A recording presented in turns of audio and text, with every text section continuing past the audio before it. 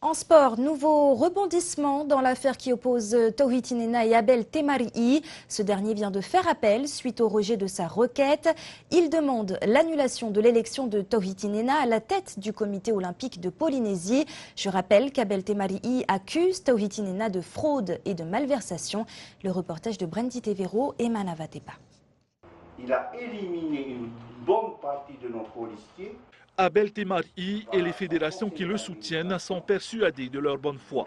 Selon eux, le procès en première instance n'a pas été mené assez sérieusement. Ils reprennent donc les mêmes termes que ceux inscrits dans leur requête pour tenter de convaincre la Cour d'appel.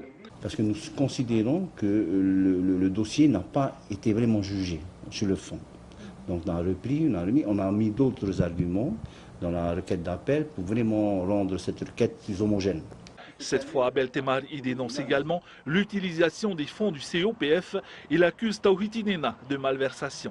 Nous avons de forts soupçons sur l'utilisation des fonds du COPF pour les frais d'avocat de la boxe. Nous avons aussi de fortes présomptions sur l'utilisation des fonds, sur le voyage de Tawhid Inena en métropole qui est allé voir Bruno Le Maire.